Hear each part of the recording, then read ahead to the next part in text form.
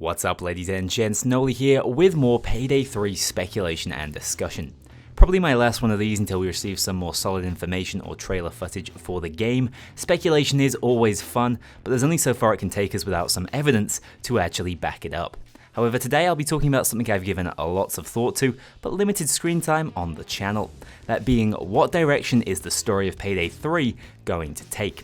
As most of you will know, the narrative of Payday is a topic close to my heart. I've spent more hours than most researching, playing, and filling in the gaps of a storyline that's been told over more different forms of media than I can keep track of. From live-action web series to in-game dialogue, online databases, new fictional alphabets and Steam profile pictures, and even completely separate feature films. The Payday storyline can be scattered, inconsistent, and at times completely insane. But when pieced together, it's rich, compelling, and has spawned some of my favourite video game characters. In my last video, I went over exactly who I think will be returning out of that original cast, and once we have that down, it's possible to build up somewhat of a narrative in our heads.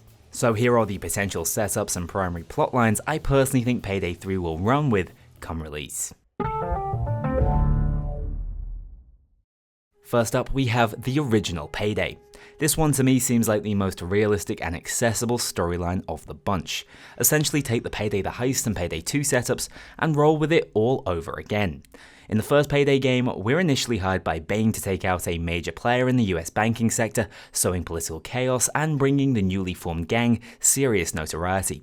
Payday 2 starts in much the same fashion, except this time we've moved on to DC, where Bane has been working on expanding a criminal syndicate. The Payday gang are the key to his ambition in Washington, and he starts us off by brushing off the rust in a few classic jewelry and bank heists before the other big players, Vlad, Hector and the Elephant, are introduced. My suggestion is that Payday 3 will follow that same formula once again. This initial screenshot shows a familiar New York skyline, so it's very possible we'll be going back to our roots in the next game. A hard reset after the freedom earned at the White House in the good ending to Payday 2. Following 5 years of peace and free living out of the heisting business, some event forces the core members of the gang to return to their heisting ways once again, to build up from the beginning. This event could follow the end of President Bane's tenure in the Oval Office, or come as a response to Bane himself returning underground after failing to achieve his goals in diplomacy. It could even occur in the wake of his possible assassination. As this story develops, much like with Payday 2, major criminal players start to contract the gang's services, and the narrative begins to flesh itself out as we learn more of Bane's new plan, or the motivations of whoever replaces him as the new Bane of the job. This could be Locke, a new contractor, or hell, even Dallas could be taking up the role if Bane is gone. In any case, the concept for Payday 3's initial storyline implies the return of at least 4 core gang members who are varying levels of keen to leave their cushy interim lives and reclaim their heisting mass. This roster of heisters could easily be expanded upon and augmented by returning faces in changed roles. As I discussed in the returning character video, I can see some old playable characters coming back as contractors or even inside men on certain jobs. How cool would it be to be able to call on Sokol and his engineering genius to get into the hardest to crack vaults? Or have Jimmy rock up as a coked up distraction to open new avenues of approach during stealth? Having a hard reset would also set up nicely for that core gameplay loop of heisting for the sake of earning cash and experience, before taking on riskier and more story significant jobs as your network and arsenal expands. If Overkill want to improve upon the role-playing and immersive elements of the game, a neutral and familiar starting point such as this will lend itself nicely. Also, it's damn nostalgic to go back to the city where it all began to take on entry-level jobs once again. This sets up a great sense of progression as the crimes get more elaborate and leaves a narrative blank slate for the expansion of the story. It plays into long-time players' desire for a familiar feel and allows new players to experience life as a ground-level heister, which for me will always be my most memorable time with the game. Going back to this core setup offers the perfect start for a game that's aiming to catch the eye of career criminals and rookie heisters alike.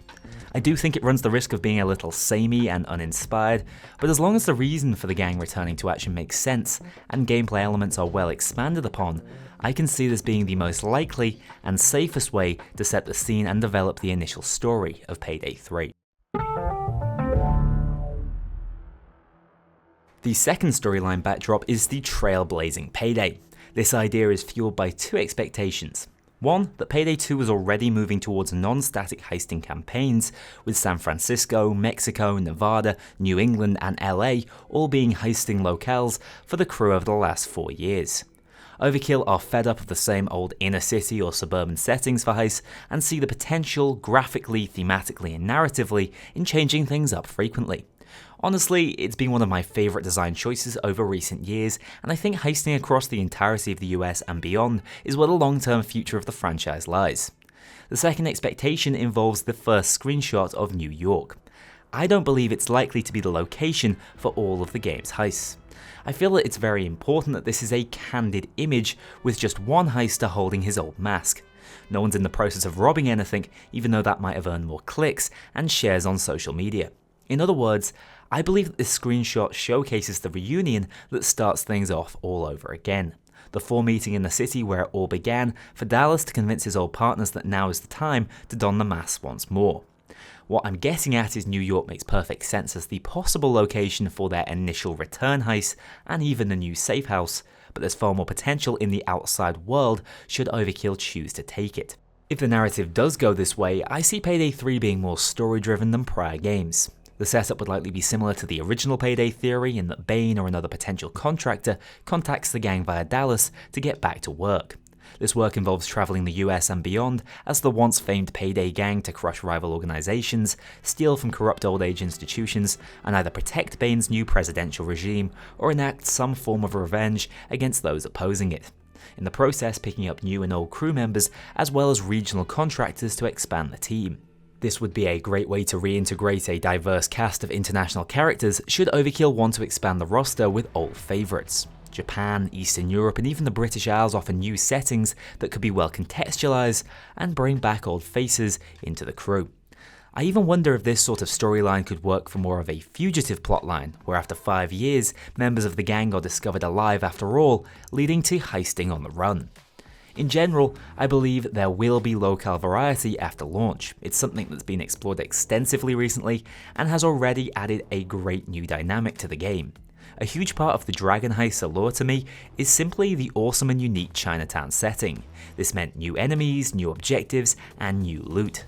However, I do worry that a Payday framed entirely around this travelling concept strays a little far from Payday's original bank robbing roots and could result in Payday 3 losing that sense of identity we have with the other games. The setup for this is also a little too political in my opinion. At the end of the day, we like the heisting fantasy because it's conceptually fun, not because we believe in a cause. I think elements of this theory are plausible, but I do believe we'll spend at least a decent chunk of time in the home ground of New York before the story goes global. The third of the 3 plausible story setups in my opinion is a Supernatural Payday. This story would build from where Payday 2 left off. Towards the end of that game, all narrative events were focused around solving an alien puzzle, stopping the mortal king, and saving Bane from a literal super serum virus that briefly turned him into the Hulk. Like it or not, Payday is no longer a franchise set in a world like our own. Aliens literally exist on the gang's planet, and there's no getting away from that. Whilst I personally think this will be subtly referenced in the background and not the core focus of the game, there are some out there who see Payday 2's storyline as unresolved and anticipate a continuation with 2 kings still alive and well. If we get this sort of plot, expect the game to have more of a crime syndicate focus, with the narrative being drawn around a continued fight for supremacy between the kings. Think less time spent robbing banks, more time stealing artifacts and planning assassinations. Aliens, immortals, and secret societies will be back with a vengeance as the New World Order attempts to take over once again. This would involve higher stakes from the moment we get in-game, but less satisfying progression and extreme confusion for new players. If Overkill airs on the Supernatural side, expect to see Vlad, Duke, and the Elephant once again, as these guys are the remaining links to the Kataru. Leaning into this idea, it would even be possible for President Bane to be the primary contractor as the Payday gang attempt to fight off those who plan to overthrow him.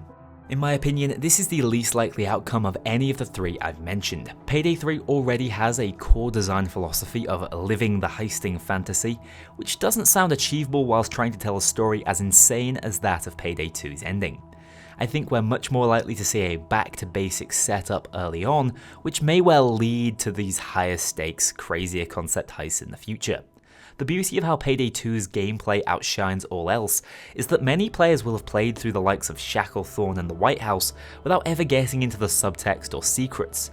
If you build a game purely around those secrets, then there's no way up from there. You're reliant on every player buying into the less realistic world as narrative drives gameplay, not the other way around. Not to mention, I think Starbreeze are hoping for Payday 3 to be the most successful and widely received game in the franchise, so creating a convoluted setup from the get-go that requires extensive research of the madness that is Payday 2's story may not be on the cards. With the ending to Payday 2 being as it was, the scope for a fresh start is already there, so I anticipate Overkill will jump at the opportunity to get players up to speed from the same ground level before we start hearing anything about Nephilim or crazy immortal dentists present at Hitler's suicide. If I'm being honest, I suspect the storyline will have elements of each overarching setup throughout. For instance, I do expect a fairly elaborate secret of sorts. It's become one of Overkill's calling cards and can be a great way to integrate those supernatural elements.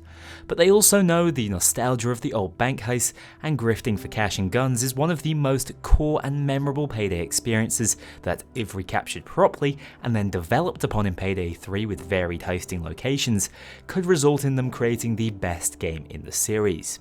In general, no matter which direction the story goes, don't expect it to be complete at launch. We've been promised at least 18 months of contractual published content after that, which will take things a lot further, as we saw with Payday 2.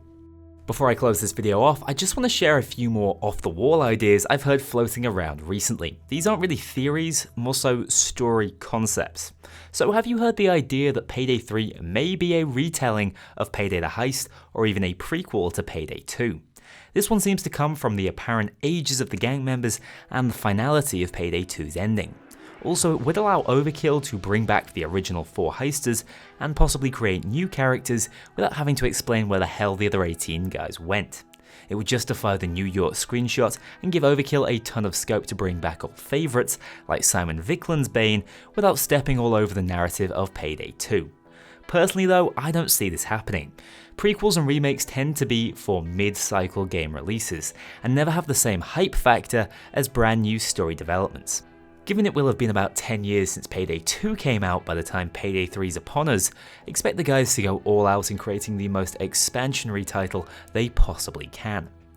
A second suggestion I've heard posits the idea that Payday 2's bad ending was in fact the canonical one.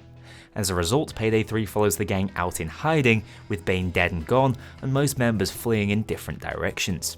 At some point, the core gang snaps back into action and decides to build up CrimeNet once again from the ashes, to finally play Bane's plan through to fruition. The world building under Katara rule could be really cool and even a little bit dystopian, turning the gang into true narrative heroes instead of lovable villains. I think this could be a really cool setup, however it would also invalidate all that we did during the secret for Payday 2 and require the return of the dentist, despite his character clearly being killed off. Again, it falls into that trap of being less targeted towards new players to the franchise, and I honestly just don't see this happening. I'm 99% certain that Payday 2's good ending is canon and will pick up several years after that in the new game, but still great ideas from the community. In any case, I'd love to hear more ideas of that caliber. Let me know what you think of my suggestions and where you expect or would like to see the Payday storyline heading in the next game. Which of these ideas is most probable, or do you agree we'll likely end up seeing some sort of combination of the three of them? Thank you so much for checking out this video. My master's thesis is finally in the bag, so I'm back for more ambitious Payday projects. Catch you all very soon for the next one. As ever, thank you very much to my Mean Infamy patrons and above. If you want to join that infamous club to see yourself in the credits or get early exclusive access to my videos, including the story videos, check out my Patreon link below. Remember that Discord is open to all if you crave some more Payday discussion. Thank you very much for watching this video, and I'll see you all very soon for the next one.